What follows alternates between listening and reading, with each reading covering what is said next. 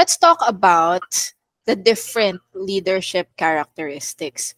So, nagkaroon ng survey about leadership, and there are 5 common characteristics of leaders na medyo common or same ng sinagot yung mga nag-answer ng survey, di ba? So let's go and look at what those 5 characteristics are. Okay, so if you'll notice, some of these medyo nabanggit nyo na, di ba? First off, dapat daw, ang gusto nilang leader ay honest.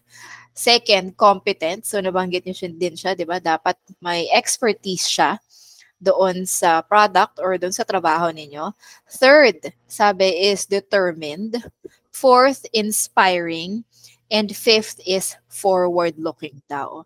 So, these attributes, particularly yung first 3 attributes, yung honesty, competency, and determination, sabi ng mga tao, these 3 things daw make a leader credible din in their eyes. Okay? For the different skills naman, merong 3 skills, okay, ng leader daw na tinitingala or they look up to. Okay, so they narrowed it down to 3 things lang. First off, I think nabanggit ni Dennis kanina, is communication. Okay, so when we say communication, hindi pwedeng magaling ka lang magsalita, magaling ka lang makipag-usap sa tao. Okay, dapat ang leaders natin ay effective communicators. So what do we mean by that? When we say someone is an effective communicator, they make things easy for the recipient of their message. So yung mga leaders are typically, or yung mga good leaders are typically the ones na kapag may inexplain sa'yo, di ba? Hindi siya nagiging, imbis na maging complicated siya sa isip mo. Kasi minsan ganun, di ba? Pag may nagkukwento sa'yo, mas nakakalito pa instead na maliwanagan pa. Maliwanagan ka, sorry. Ang leaders daw, they are effective communicators because they make things easy for their employees or their subordinates. Okay? So kapag may binigay silang instruction, madaling mag-grasp, madaling maintindihan ng mga tao nila. Another skill of good leaders is empathy. Okay? So ito, medyo mahirap talaga siyang i-master, di ba? But when we say empathy, it's putting yourself in someone else's shoes. And kahit naman gaano tayo kabait na tao, di ba? Medyo unrealistic na kaya natin maintindihan yung pinagdadaanan nila. In reality, hindi naman talaga natin posibleng magawa yun. But when we say someone or a leader is empathetic, you see that they actually care for the person and you see that they are trying, di ba, to understand where the other party is coming from. So when we say empathy, it may come in a lot of different forms, but usually the foundation of it is being able to listen to the other person. Kasi sometimes, di ba, kapag meron tayong mga coaching sa mga boss natin, pag kinamusta tayo ng boss natin, magkukwento ka na pinagdadaanan mo sa bahay, yung mga struggles mo sa work, tapos mapapansin mo na parang wala lang siya, di ba? So, makikita mo na that exactly, di ba? Makikita mo na yung boss mo is really not empathizing. And nabanggit din siya kanina, di ba, ni Simon Sinek. So, it's when you actually try to care for your employees. And lastly daw, na essential skill of a leader is being able to give and receive feedback. So I think ito nabanggit nyo na kanina din, di ba? So aside from giving your employees feedback, which is really part of being a leader, a good leader should also be able to receive or be receptive to feedback.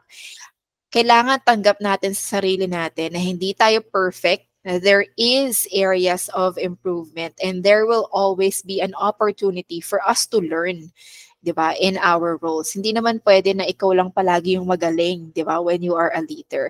Dapat tanggap natin na may mga employees tayo or subordinates tayo na mas magaling sa atin sa ibang aspects. So you should be able to receive feedback din sa kanila. Dapat hindi din sasamahin loob natin, di ba? Pag may mga bagay sila na napapansin na hindi tama Or, limbawa, sabihin nila sa atin na, ay, boss, parang medyo na-offend ako dun sa comment mo kanina sa meeting. So, dapat tanggapin natin na may mga ganun talagang instances. And we learn and we grow from those feedback. Okay? Questions so far? Wala naman. All right. Okay. So, let's have another activity. Now, kanina, in-identify nyo yung tingin nyo ng mga dapat characteristic na meron ang isang leader. Now, I want you to assess yourselves naman. So, ano ba tingin nyo yung leadership characteristic na meron na kayo? And ano yung characteristic na medyo kailangan nyo pang i-improve? At ano yung mga bagay na willing ninyong i-commit or gawin para matulungan nyo yung sarili ninyo na i-improve yung characteristic na yon? Sir Mao, share his answers first. Okay, what leadership characteristic do you possess? As a leader, I can accept feedback. I can communicate with my teams, and I think I'm competent with myself. So, which characteristic do you still need to improve on, and why? I need to improve my patience because some of my team members is not confident to follow some of my suggestion proposal. Mhm. And what are you willing to commit to improve on it? I'm willing to give them time to understand and to show them a good example and gain their trust. All right. Thank you very much. I like that you talked about trust, Sir Mao, kasi medyo madadaanan din natin siya Okay. Yeah. sa workshop natin. What about you, Dennis? Doon ma'am sa nabanggit na mga characteristic, meron ako nito: honest, competent, determined, forward-looking. Siguro yung needs improvement yung inspiring, kasi Mhm. mas iniisip ko pa sa araw-araw kung paano pa sila mas mai-inspire na kumbaga magtrabaho, kung paano nila mapapabuti pa mas lalo yung trabaho nila, yung mga objective namin, kung paano pa mas makukuha namin lahat ng objective namin. Mhm. Ayun. Tapos, what are you willing to commit to improve it? Yun ma'am, hindi ko pa alam. Mm. Paano? Kasi I see. araw-araw, isip ko rin ito eh. I see. Okay. So, sabi mo, you want to be more inspiring. Sa tingin mo, ano yung mga, what about sa tingin mo ikaw as an employee sa Allocraft, do you consider yourself as inspired to do better? Yes, ma'am. Okay. So, since nasabi mo na ikaw, yourself naman, you consider yourself inspired, maybe you can identify yung mga reasons na nagpapa-inspire sa'yo to do better in your role. Kasi sometimes, those things, yung mga reasons mo or yung mga whys mo behind the things that you do can also help these people realize and inspire them to do better in their roles. So yon, siguro yun ang pwede mong isipin para ma-figure out mo kung ano yung mga willing mong i-commit to improve on that aspect. Baka naman kasi ang nagiging lapse or divide lang dito is baka you are not siguro stepping out of your comfort zone when it comes to speaking with these people. Baka meron ka lang mga konting tweaks on how you will help inspire these people. So yon, pwede mo siguro i-consider yon in the future. Okay. Thank you very much, guys, for sharing that. Thank you very much. Now, nabanggit ni Sir Mao kanina yung trust, di ba? And dapat may question ako para dyan. But the key trait, sabi ng mga tao dun sa survey din, that leaders should have is trust. Okay? Aminin naman natin, minsan medyo mahirap talaga magtiwala sa mga employees natin eh, di ba? Sometimes, gusto natin tayo lagi yung nagtitake charge, tayo lagi yung nagtitake lead. Minsan, pag hindi tayo happy sa mga results, ang ending is tayo na lang ang gumagawa. Nangyayari ba sa inyo yun? Nangyayari naman. Nangyayari yun, di ba? Kahit nga hindi sa work kung meron kayong mga house helpers, di ba? Pag hindi ako masaya sa gawa ng helper namin, ako na lang ang gumagawa, di ba? So minsan maglalaba. minsan ganun na yung nangyayari sa atin, di ba? But in leadership, trusting your people is inevitable, and it is a key trait that a lot of employees really value and really look for in a leader. Someone na pwede nilang pagkatiwalaan at someone na magtitiwala din sa kanila. So remember that the leader will not always be the smartest person in the room. Diba? Totoo naman yan. Sometimes meron tayong mga subordinates na mas magaling sa atin sa mga ibang bagay. Okay? So what are some things or what are some questions that you can ask yourself before you are able to trust your subordinates? First off, ano ba yung mga tingin ninyong pwedeng nyong gawin para ipakita nyo sa mga employees ninyo or subordinates ninyo na pinagkakatiwalaan nyo sila? Ano yung mga current na tingin yung ginagawa nyo? Sa akin, yung may schedule sila ng trabaho, because we have a weekly work plan. So sa umaga meron kaming parang progress meeting. So first ay sasabihin sa kanila kung ano yung mga gagawin nila, and then ipapalawag sila na sige, gawin niyo yan. Ngayon kung meron kayong hindi maintindihan, just approach me. And then we will talk about that.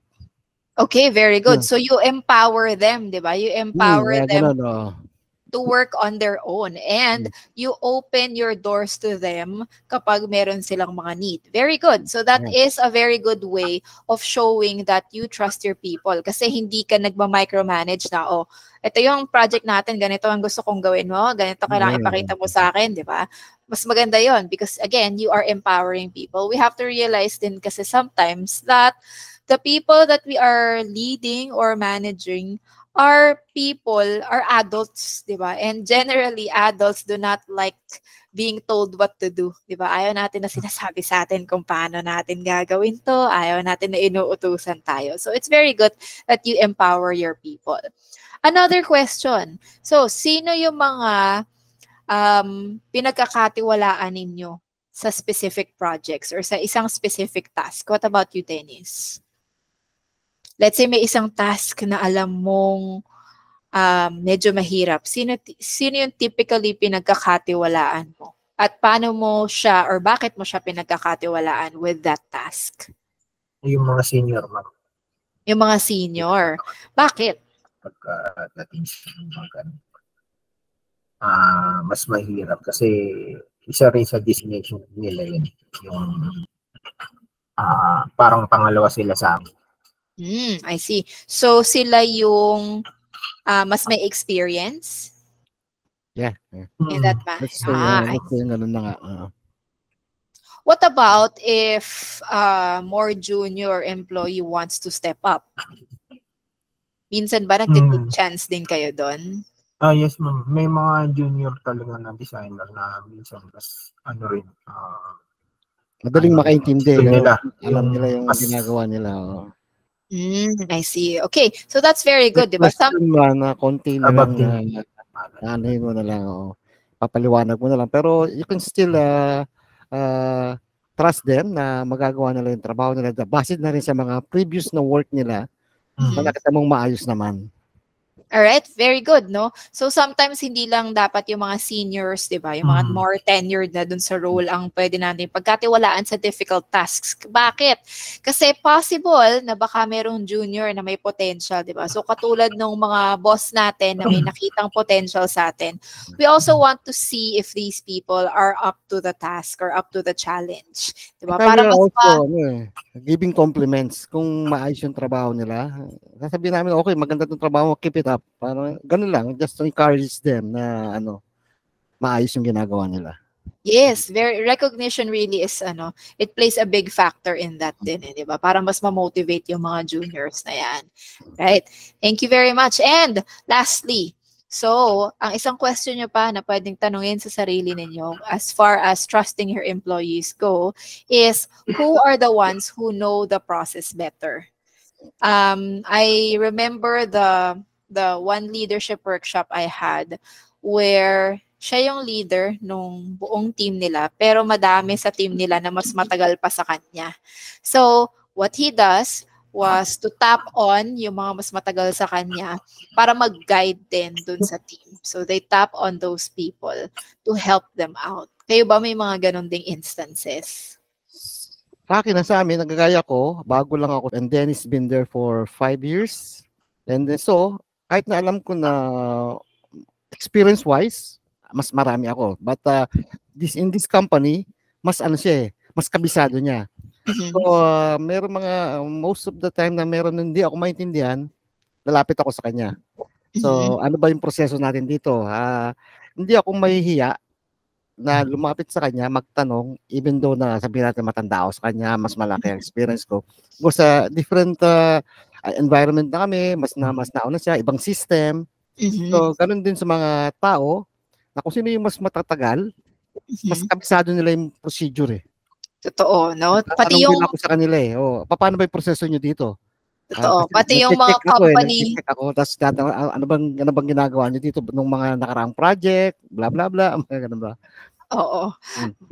Very good po yan, Sir Mao. Kasi totoo naman, di ba? Sometimes talaga, there are people who have been in the company longer than us. So you can tap on these people and you can trust na these people really know better than you, especially na yun nga, mas bata ka kay Dennis dyan sa company.